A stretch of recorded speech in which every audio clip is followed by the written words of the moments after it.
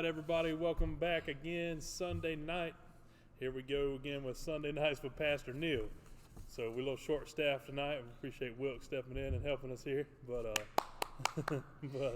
anyway, we're back on our series, The End. And I hope you guys have been reading Revelation this week. If not, that's okay. But next week, just try to read through it, because we're not really going in a chronological order of that's right. verse Chapters 1, verse 2. That's yeah. right. Because there would be so much to cover. We would never into that. Whew. But I do want to start with just one little thing here. And like I said, we just have a short amount of time, so we're trying to bounce a few things. Last week we went over the overview, but I heard this story, and I know you've read the book too, with Jensen Franklin, Acres of Diamonds, where Yes. he talks about the light Great years. book. Yeah, if you get a chance to read it. It's a good book. But he talks about, he says a light year is 670,616,629 miles per hour. So about as fast as my mom drives in the driveway, somewhere in that range. I think Dad's watching, so I give him a little shout there. But no, seriously, that 670 million miles per hour. So if you traveled from the sun to the earth at the speed of light, which is 670 miles per hour, would take you approximately 8 minutes to get from the sun to the earth. So think about how far that is. 670 million miles per hour there in 8 minutes. And which Pluto is disputed if it's planet or not, whatever. Anyway, when I grew up, it was a planet. Now it's not. I think it may be coming back either way. But to get from the sun to Pluto, it's like 4.5 hours. And they say that the heavens are beyond, anything we can comprehend. So we're looking at 4.5 hours at 670 million miles per hour to get to Pluto, and the heavens are past beyond that. But it says, if you read in Revelation 4:2, when John was having the vision and Jesus called him to heaven, he said he was there immediately, in the blink of an eye. So you think about how fast that travels, and as it kind of hit me, I read that not too long ago, and then I read it again this week, or heard it again this week, and then we were going over this stuff, and I was thinking the end times, the book of Revelation, we are, if you get nothing else out of it, use it as to be prepared for the end. Absolutely. If you don't understand all the beast and the dragons, and I'll be honest with you, half of that stuff I don't understand either. Me either. And so even the preacher was talking about this morning, he feels we're in this tribulation time with that, and some people believe that, some people don't, and I'm not arguing that. I agree with them on some of that stuff, but so there's all these, we talked last week about all these different viewpoints, but there is one thing that is consistent, is when you get to the end, it's going to happen in a blink of an eye. Jesus is coming back. And it's going to happen in the blink of an eye. I know we're going to talk about the rapture some tonight, but I thought that was kind of neat that said, if you were traveling that fast, it would take you that long amount of time, but in a blink of an eye, in an instant, John was from the Isle of Patmos to the third heaven. To the heavens. That's right. Just right there. So think about that, as we talk about this, but if it's hard to follow along, and we understand that, and we're talking to going in, and we'll get into some of this stuff, but be mindful as you read this week, and as you study this week, or as you listen, and when we come back together next week, that be prepared for the end. I think this book should get you prepared for it. So. Yes. In fact, I let me say this. These are not answers. That's right. By any means. In fact, this is just some research and some stuff that Eric and I have been digging out, and this is not fact. There's now the scripture's fact. We're not debating that, but there's your interpretation of things. That's right. I've said this before. John 3:16 has been the verse about salvation for everybody. That's what we do. Every ball game, somebody's got it tattooed on them somewhere, and you see that and whatever. But and it meant that for me. That's what I've been taught all my life. But that scripture completely changed for me on May the 10th, 2000, when I held Haley for the first time. I'm thinking, okay, how could God love me so much that He gave His only begotten Son? It wasn't about salvation for me anymore. It explained to me the depth of the love God had for me without me getting anything in return. It had nothing to do with it. It was just how much He loved me. So you got to understand that the interpretation of when we go through and read, Revelation 3:10, it may mean something totally different from where you are. This is why I believe that the scriptures are alive. Because there's certain scriptures sometimes that I read at the situation I'm in, I'm like, oh my God.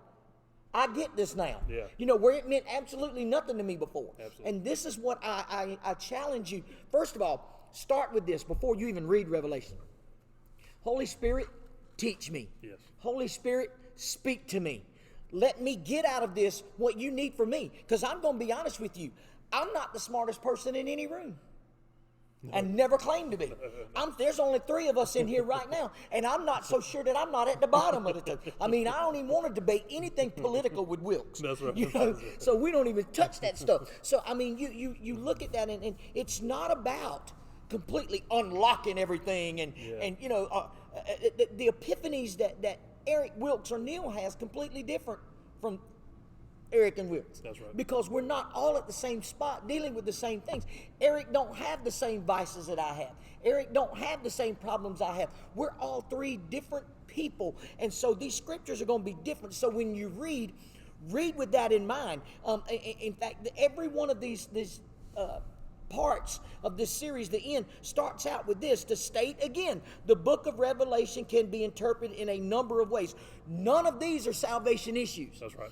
Nothing about Revelation is about salvation. Right. It's telling you what the end result of that salvation is going to be when God comes back. That's right. You know, and I've heard people, well, I can wait to the last minute. You started off with this in the twinkling of an eye. Exactly. You got enough time. God, I'm sorry. You don't have that time. That's kind of what I was the direction I wanted to go was. It's not about whether you're saved or not. If you're not reading Revelation to get saved, no, you're not going to preach Revelation to try to save people. Exactly. Except for the fact that you're telling people this is what's going to happen. Right. You know, you're going to have, in the twinkling of an eye, you're going to have that moment where you're standing before the King of Kings. Yep. Now, you know, there's, like you said, there's 10,000 different, ways to be interpreted, whether it's going to be, we're going to have the rapture, we're going to have the tribulation, right. we're going to go through this first, we're going to go through that That's first.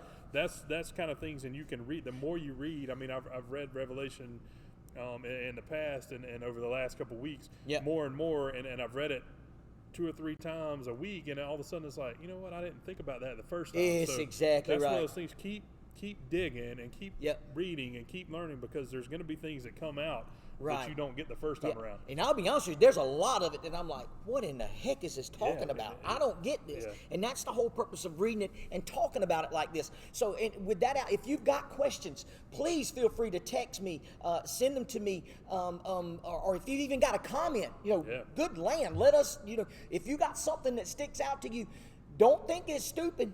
Yeah.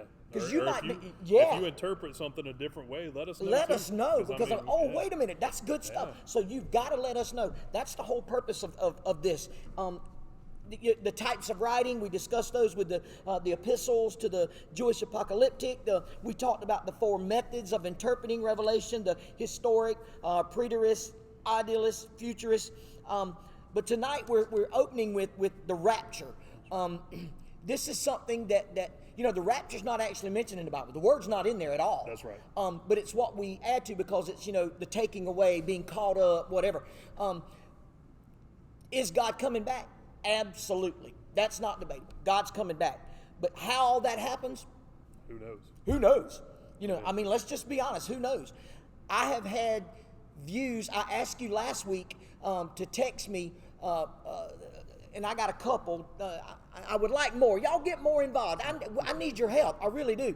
Of what Revelation, what you knew about Revelation, something you had been told about Revelation, and had you read the book all the way through.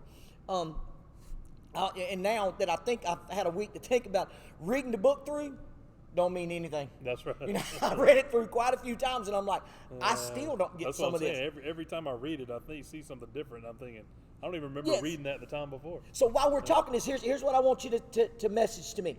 What can you tell me about the rapture? What do you know about the rapture? And what can you tell me that you think Revelation says about the rapture? Now, we're going to take a look at some of the scriptures that's used to make, and they use the word argument. Yeah. I'm a little hesitant with that. I don't know that I would use the word argument. I would use the more of view, the way you see it or the way you interpret it. Because, like I said earlier, it's one thing to interpret it. You read this and you may say, well, Neil, what about this? And I'm, oh, shoot. And that's what it's about. But Revelation chapter 3 and verse 10 says, because you have kept my command to persevere, I also will keep you from the hour of trial, which shall come upon the whole world to test those who dwell on the earth. This is one of the first scriptures again. Now, my first thought here was from the hour. Yeah. Does that mean it's only an hour? Now we're back to the time factor we were talking about last week. You can't just take that. We are the ones who have limited ourselves by everything. Yeah. We start at 8 o'clock. You know, that's right. Late bell rings at whatever. You know, church starts at whatever. My show comes on at whatever. We are geared by time, especially those that get paid by the hour.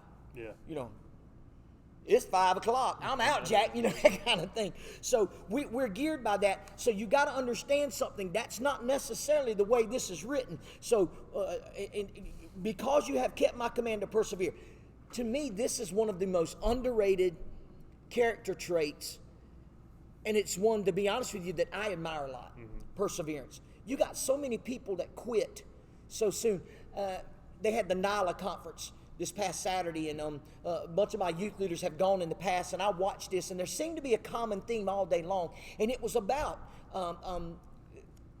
perseverance, basically, about the stick-to-itness is what it used to be called when I was a kid. And I look at how many, I'm called to work with youth. You know, after the first lock-in, you don't see them anymore. Well, you in know, their defense, we talked about the lock-in last week. I told you was on your own on the weekend of lock-in. But yeah, that's right. I mean, that's kind of what led me and you to this. That's exactly not this right. study, but what we're doing here. Right. Because I have a tendency to want to do all these great things. Like, I can come up with these great ideas of things that I want to do for the kingdom, and let's do this, and how about we do this? And a lot of times, you know, you're talking through it in the stage, but we've talked about this for going who knows how long. Me and you have bounced this idea about doing this, but we just never really stuck with the idea. I think we first talked about this when you spoke for me on that Wednesday night. Probably, yeah, about a year or so ago. Yeah. But I mean, it's, you know, so I mean, it's kind of, it took us a while to get there, but that's what this is saying. And I heard somebody talk about this verse specifically, one of the podcasts I was listening to, they talked about this is the saints of God. He's saying to the saints, right? Hey, you persevered, you stuck it out when the world was telling you it wasn't cool to be a Christian. Yeah. And I think we're in that period of time Absolutely. Right now where the world is telling you, hey, it's not cool to be a Christian. That's right. You stick this out though, and the Lord, it's almost you like go to church. That's right. But it's almost like even like in, people do things for you, like, hey man, look out for me here, and I'm going to take care of you when we get to this. This is God saying, look, you persevere, you stick with me through these trials, through this time, and I'm going to look out for you in the end. That's right. Yeah, so yeah, that's good. That's good. I've heard that bounce back and forth of different things, but yeah, the perseverance is, and that's the tough part. Absolutely. It's easy, like you said, it's easy to say, I want to be involved with youth, or I'll help you do this, or I'll help you do that. But then, we went to the lake this afternoon, and riding home, it's been easy to say, Neil, hey, look, man, we tired.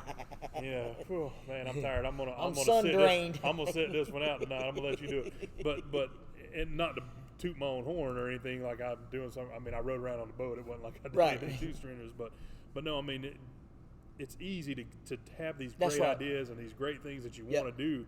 But to persevere through not only the hard times now, but these saints that were living in these back in, they were, you think of any of the big Bible name, Moses and the Shadrach, Meshach, and Abednego story, and Daniel getting thrown in the lion's den, and David taking down Goliath and ruling and that kind of stuff. He's saying to these people, you persevered, like we're gonna make this work. When I first read this, my first thought was Wednesday night. And I'll be honest with you, I knew all of it, but I didn't really put it all together till, the series, The Uncertainty, we were talking about hope, about everything Paul went through. Yeah. And you're like, oh crap. I mean, he was hammered. Imagine the perseverance. But I think when you look at, I look at my life and how I come this way with my testimony, I'm like, why was I so mean?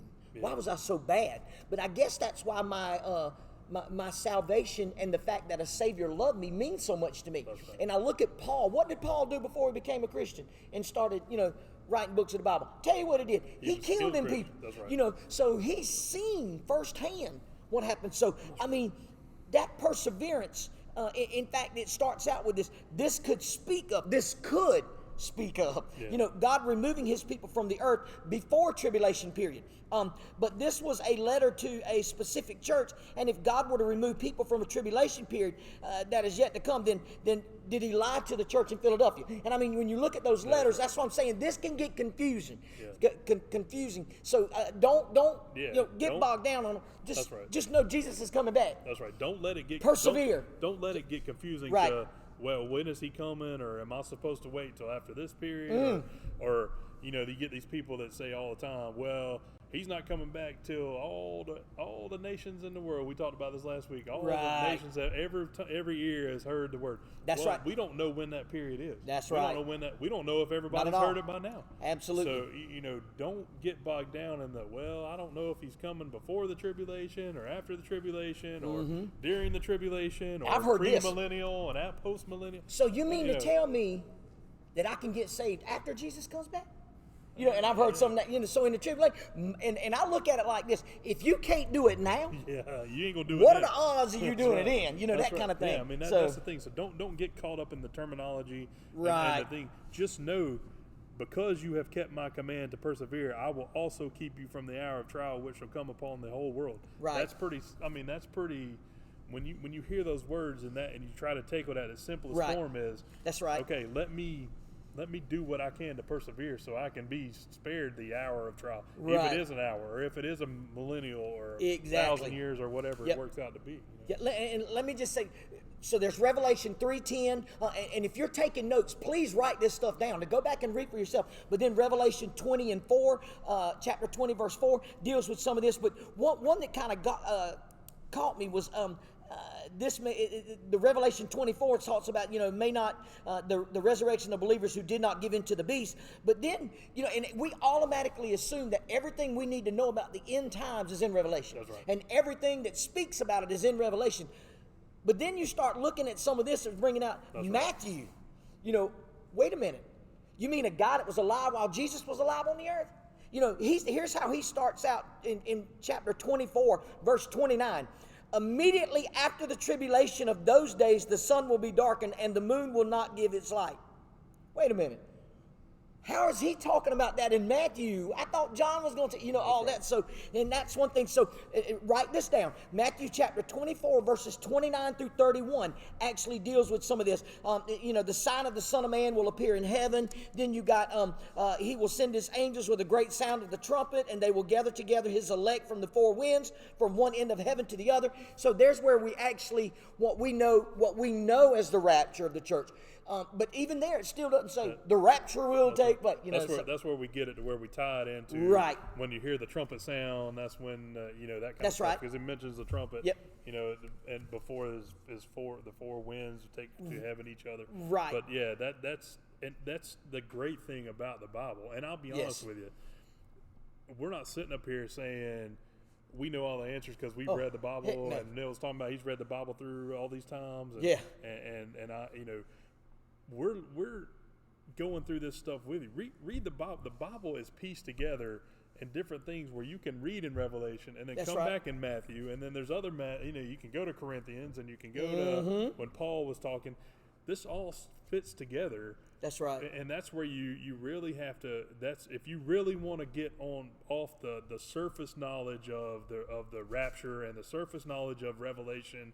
We talk about it in the simplest form. Let's break it down to this, make sure Jesus is coming in the end. Let's take it that, but build on that on your own what you can, and you'll learn that you can read the book of Revelation and go back and read Matthew. You can go back and read Daniel, and Daniel is the Old Testament version of Revelation where you can piece everything back together. So, and what's odd is you can read this in Revelation, which can be a little bit more explained by what you read in Matthew, which Daniel adds some more insight to it. And also, this is the importance of studying the Word of God. Absolutely. But don't get disheartened or discouraged and say, I don't get it. Yeah. Because I do that quite a bit. Yeah, I mean, that's what I'm saying. There's not, and I guarantee you if you brought Pastor Sims in here and, or my wife's great grandfather Wade Bell. He's probably read the Bible more than anybody yes, sir. I've ever met in yes, my sir. entire life, and knows very more intelligent man when it than comes to anybody scriptures. that I knew.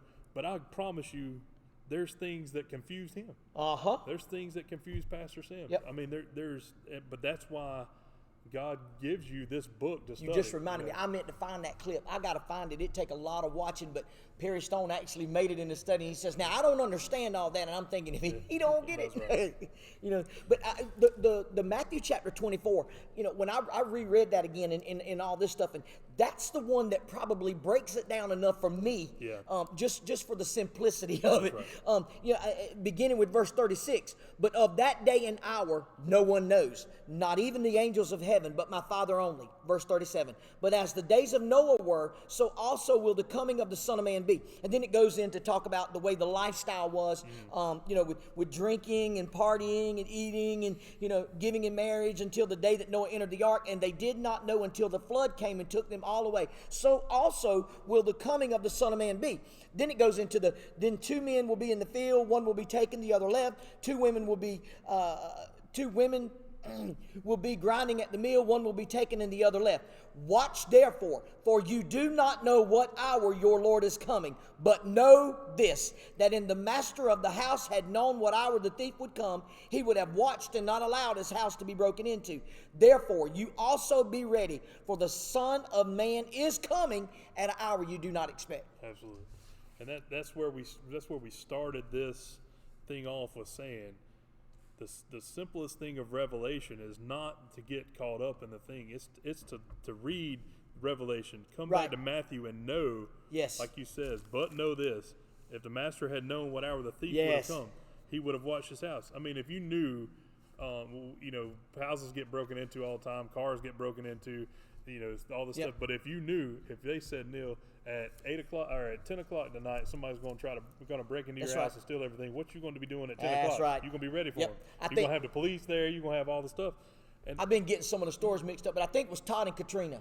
It had a lot of stuff that was stolen. Imagine if he'd have known, okay, they're coming. They're coming. Oh, he'd have been there. He'd have been there, absolutely. That's right. So it's, that's the thing. I would have been sitting with him. That's right. But the thing is, we don't know.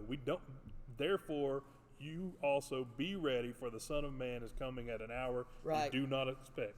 And that's the whole, basis of everything is we don't know.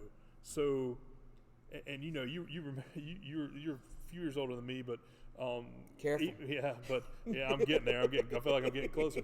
But the thing is you remember old school Church of God? I grew up Baptist, old school Baptist. I'm talking like our grandparents and older.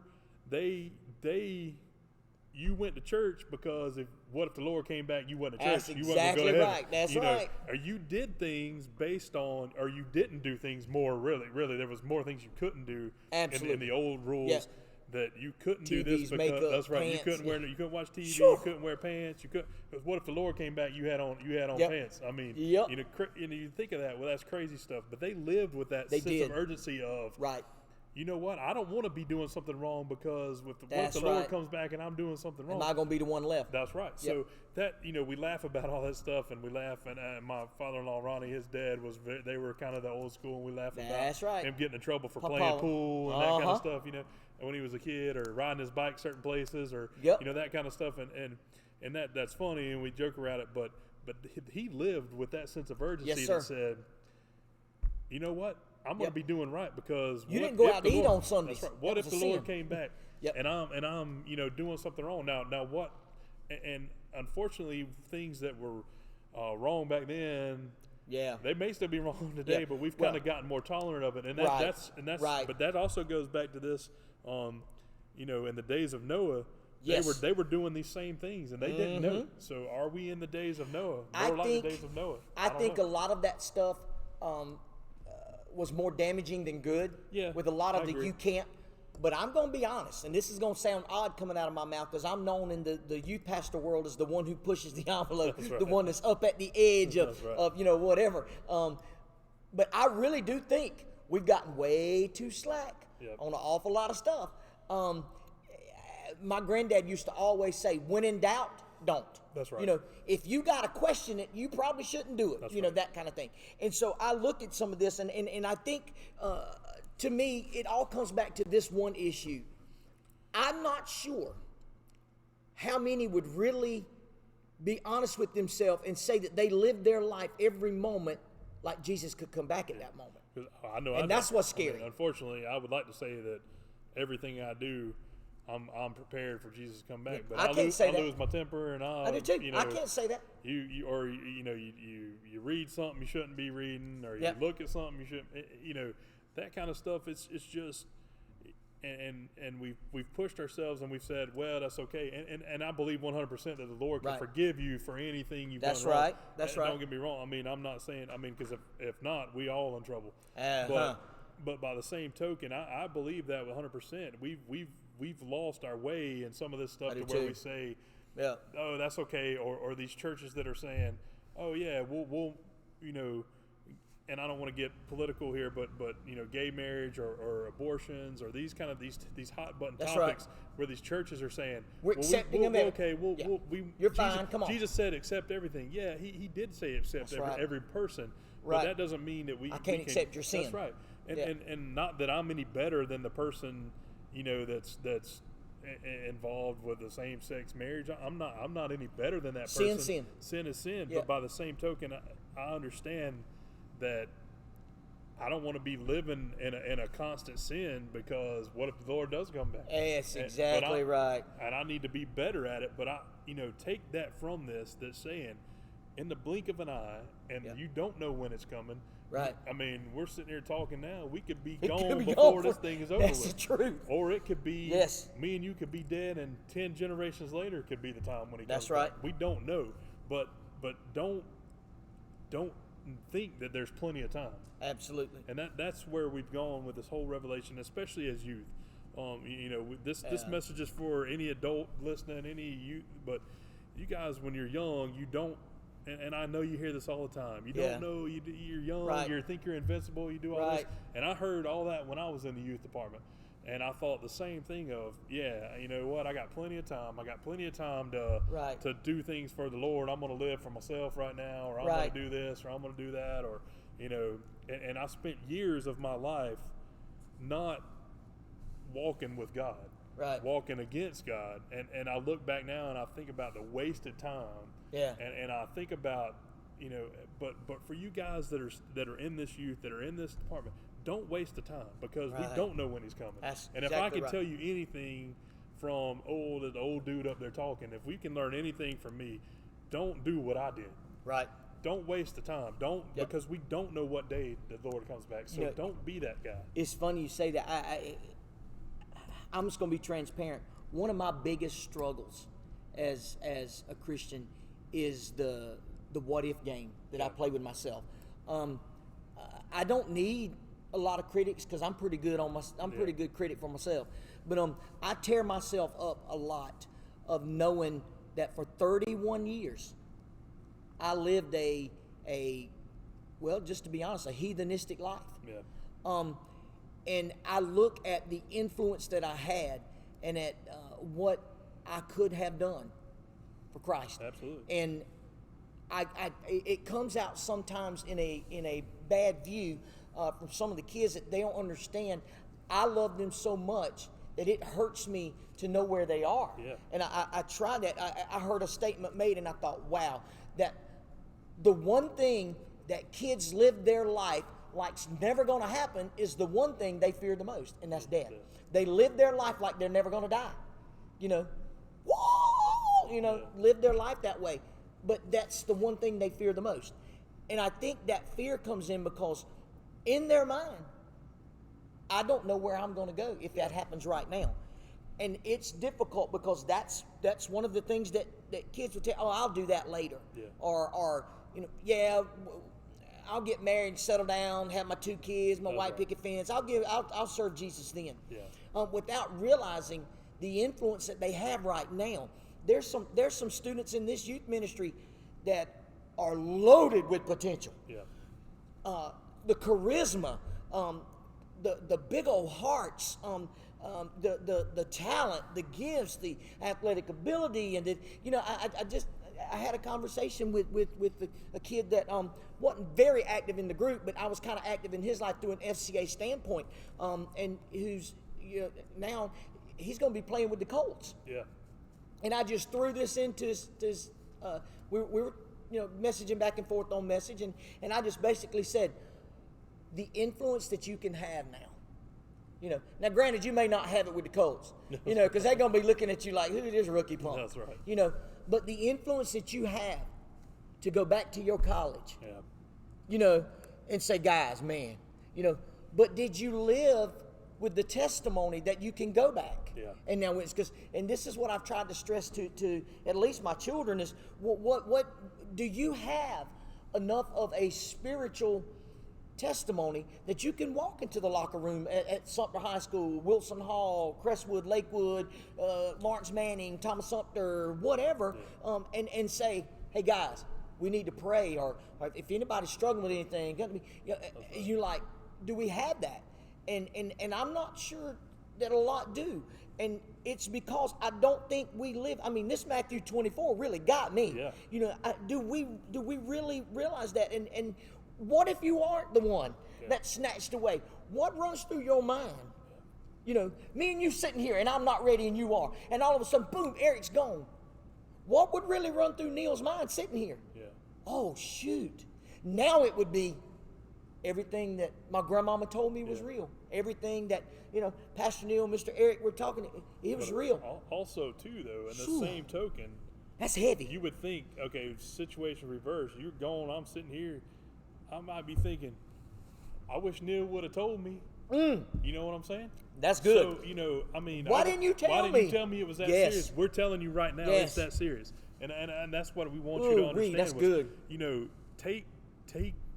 Take what we're talking about, take it on the surface of these terminologies and all this stuff that's happening, but know for a fact it's going to happen. That's exactly right. There's not many things I can promise you that I know is going to happen, but I can promise you this is going to happen. It's going to happen. And that's the thing, and that's where, and I found myself over the last few years really kind of moving to this thing of, and I'm not good at it. I'm still in the process of trying to figure it all out too, but living with more openness to different people, different cultures, different things, but also saying, that's good. How can I get these people on my team here? That's know right. What I mean? So that's as you guys are out there and you're in these schools, and when we go back to school and you've got these people, live where, like you said, where even if it's not at this moment, the other kids can go back and say, I remember when so-and-so was telling me about this. What if you standing in the judgment line with your best friend? I mean, just think about this for a moment. And you're a teenager. God comes back tonight. You're standing in the judgment line, and God tells you, enter into your reward. Well done, thou good and faithful servant, whatever. Your best friend's right behind you, and they don't. You turn around waiting on them. Yeah. What would you feel if your best friend said, you knew all this, and you didn't tell me? Tell me, yeah. When you look at it from that, and that may be a little too simplistic, that's the reality of what's going to happen. How would you really feel? Oh my goodness. Yeah. Well, we assume. I thought you loved me. We assume living in the Bible Belt, and I grew up in Tennessee and South Carolina. I mean, you drive down one road, there's 200 churches on one road. So we assume that everybody that we come in contact with knows this. That's right. And everybody probably has a simplistic knowledge of this, but you have an opportunity to really not. I'm not talking about getting to teach them theology and teach them this, but teach them, man, I'm going to live with this sense of urgency that I know I don't want to do things wrong because I know that the Lord could come back at any moment. That will influence a lot of these kids out here that sit in these, have the influence that will take other kids to say, you know what, if he's concerned about it, or she's concerned about it, or she's living like that, you know what, maybe I should look at myself and say, you know what, I should be better than I'm doing better than I'm doing. That's so right. Don't and look here, I fail sometimes too. Absolutely. I really do.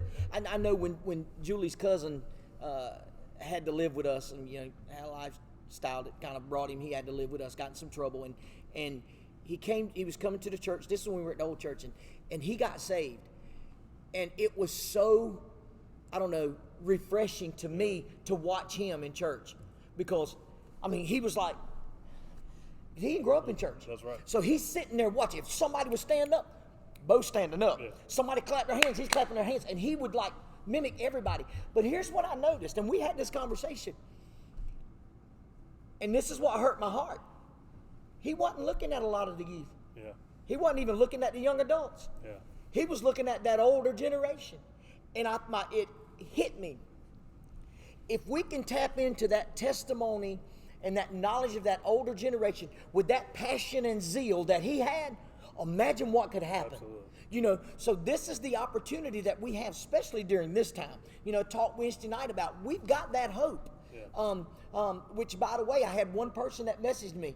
You know, I want to make sure where I stand. So, you know, that made all this worth it to me.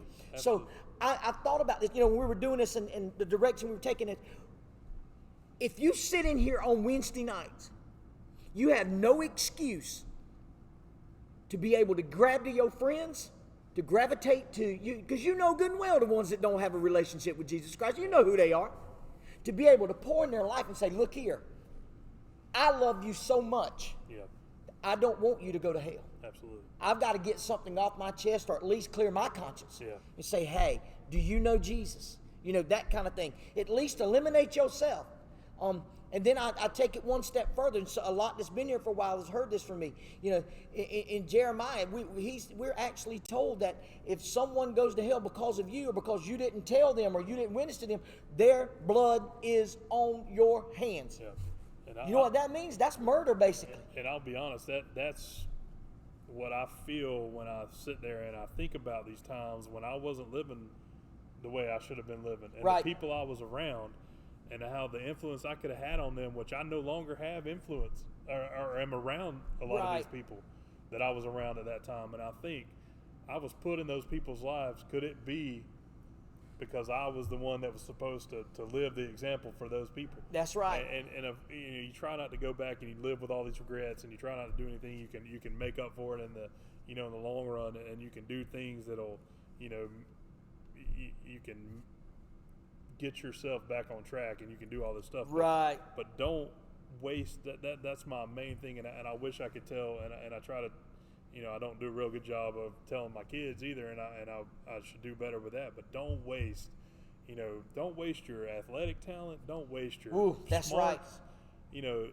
I look at my kids and I know they're extremely smart, and it definitely didn't come from me. It must have come from Stacy, because she's smarter than I am as well.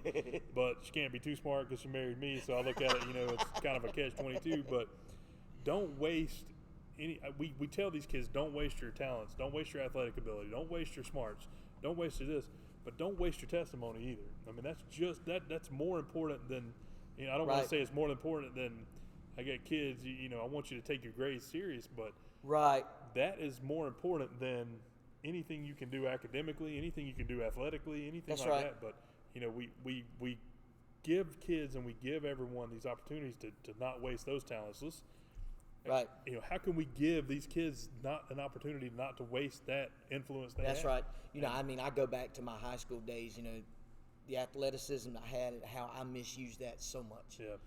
And I'll be honest with you, it bothers me. Yeah. Like I shared earlier, there's a part of me that if I really sit and think on that and ponder about that for a while, it could send me into a Great Depression. Yeah. Because I know, and I look at what I messed up, and why did I do that? But then I think it's shaped and molded me into who I am now. To know that this is serious to me. Yeah. I want to make sure that I'm not left. And I mentioned to you, make sure that you read 1 Corinthians 15, 51 through 53. In 1 Corinthians 15, it says, behold, I tell you a mystery. We shall not all sleep, but we shall all be changed. In a moment, in the twinkling of an eye. That's what you mentioned. At the last trumpet. For the trumpet will sound, the dead will be raised incorruptible, and we shall be changed. The flash that changes us, but it's not that. But in the context, the kingdom of heaven, we're going to inherit if you're a Christian. See, the word rapture is not in that actually, but the Latin part that was interpreted there actually means will be seized, will be carried off, that kind of thing. Now, this that we're getting into now, and I'm not going to read all these scriptures because if we do, we'd be here all night, but I'm going to give them to you and hope that you write these down. Please read these and search these out for yourself.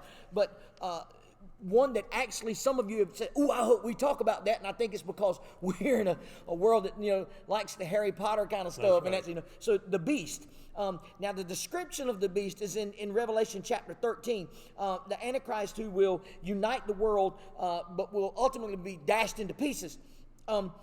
Somebody text me, tell me what you can tell me about the Antichrist. I've heard all my life that, it's going to be somebody whose first, middle, and last name all has 6 letters because of the 666. Well, let me just go ahead and tell y'all this. Reeves McNeil DeBose. Reeves McNeil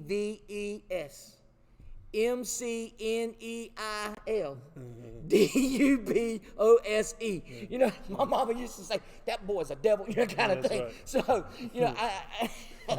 that's funny. That wasn't meant to be serious. I know there's somebody that watches us from time to time, is not actually involved in the youth, but involved in our church, that takes a lot of what I say literal sometimes, that kind of thing, and that wasn't real. Right. But anyway, so there's all kinds of things that are thrown out there describing the Antichrist and, what he's going to be and that kind of thing. The description is in Revelation chapter 13. Now, there's a beast from the sea, where he talks about, that opens up the chapter actually. He says, then I stood on the sand of the sea, and I saw a beast rising up out of the sea, having 7 heads, 10 horns, and on his horns 10 crowns, and on his heads a blasphemous name. This is back to what we were talking about earlier. You can read all this, and you're going to be, my head hurts. When you get into all that.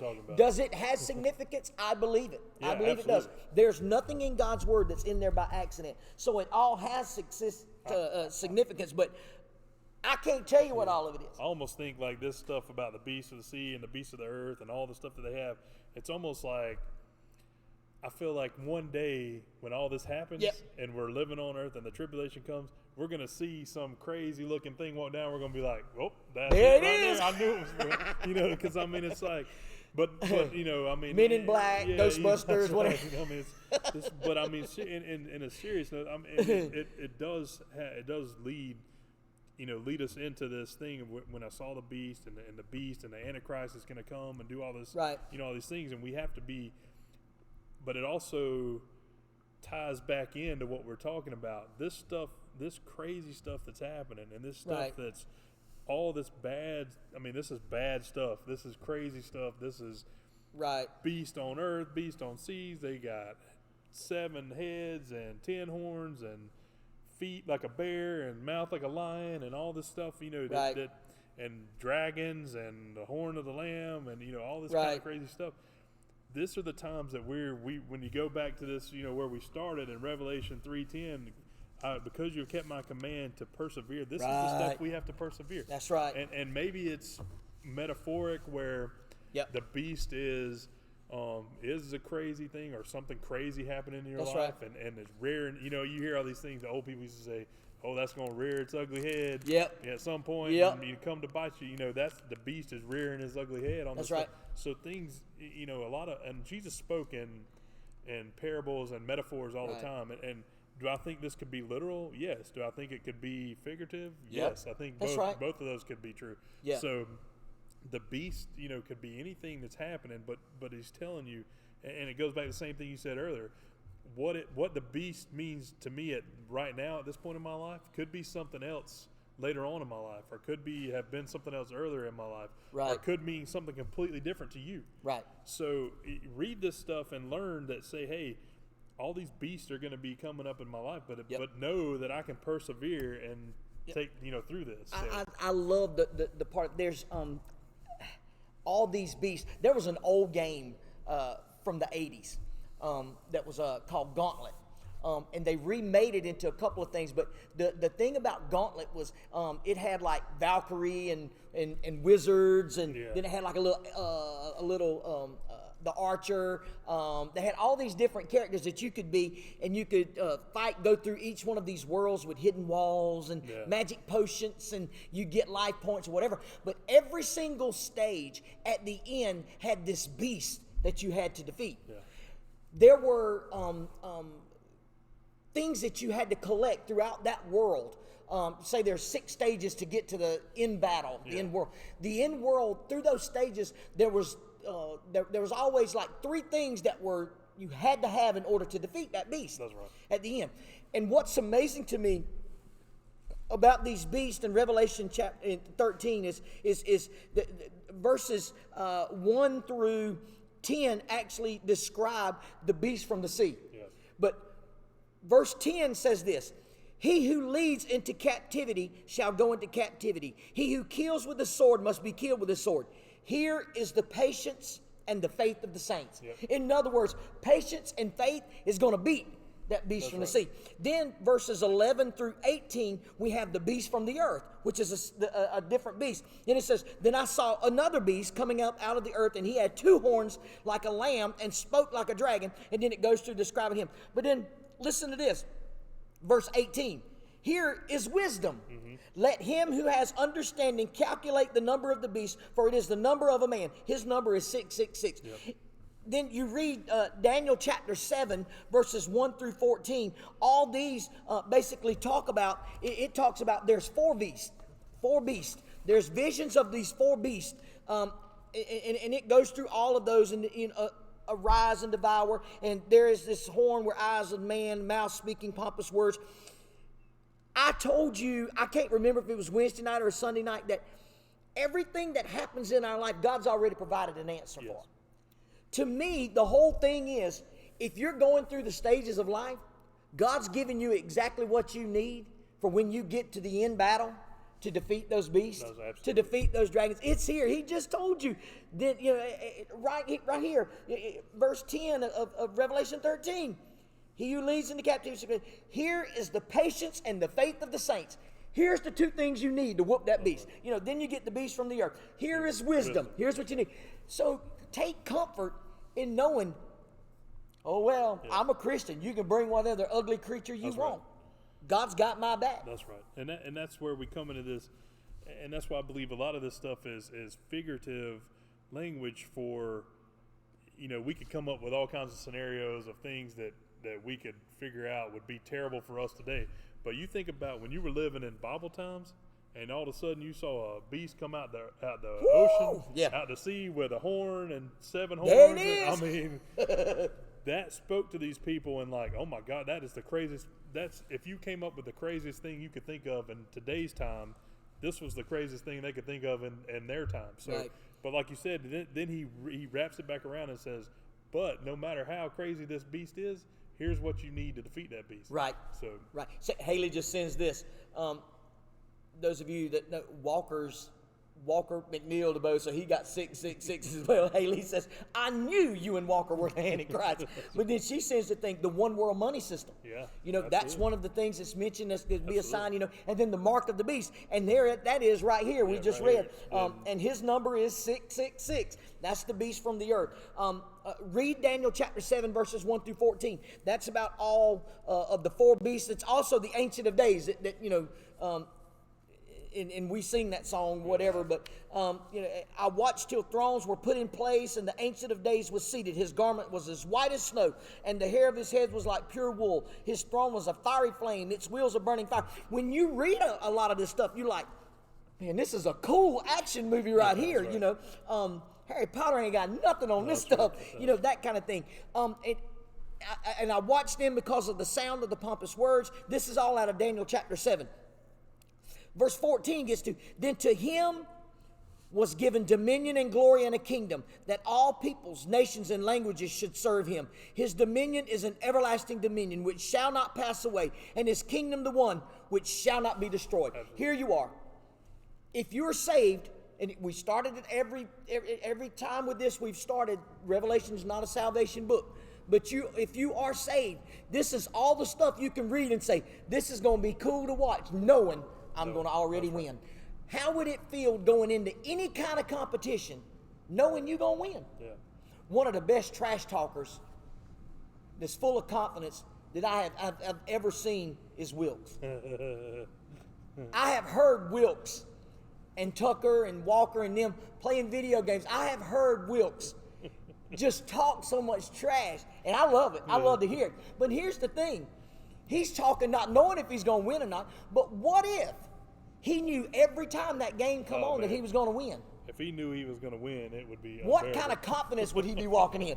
And here's the thing. You can go through all this, and is some of this scary? Absolutely. Yeah. Is some of this you read and you're like, whoo, that's going to be something to see right there. But the amazing thing is, I can walk into this battle with any of this stuff and know I'm already a winner. That's right. This is already done.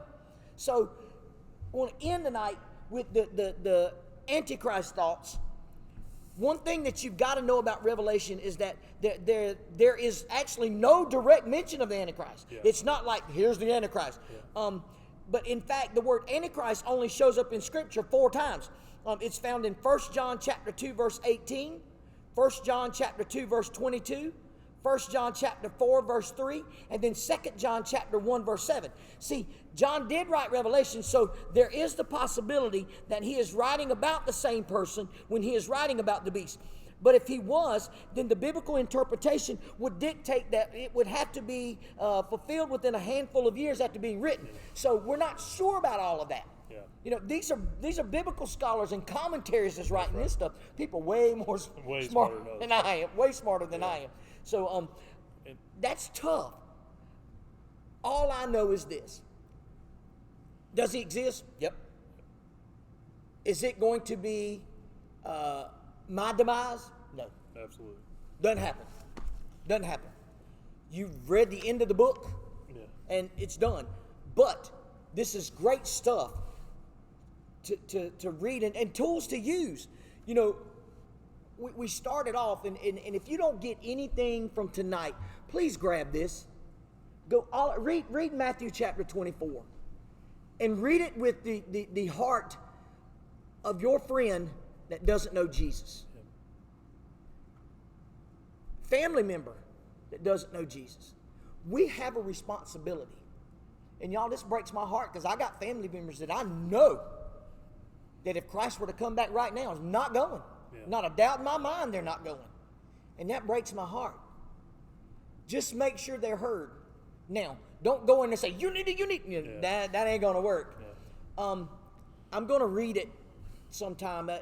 This Saturday, there was one of the NILA classes was on how to reach Generation Z or whatever. And I'm going to throw her under the bus because she don't mind. But Haley sit there listening to that with me and wrote one of the most profound letters or papers or whatever you want to say in describing that. And I thought, wow. And I actually shared it with our international director and assistant and a couple other youth pastors I know. Every single one of them's response was, this is the best thing I've read in years. Yeah. And it was just basically, she titled it, A Letter to the Church from a Generation Z representative. Yeah. And at what she wrote, she ended with this, just love me. Yeah. Just love me. With that in mind, it puts more of a responsibility on me to make sure she's heard what's right and that she knows that Jesus died for her. That's right. Now, she's a Christian. But what about that other person out there? That person that's my dog, or that's my best friend, or that's my ride or die, or whatever they're calling it now.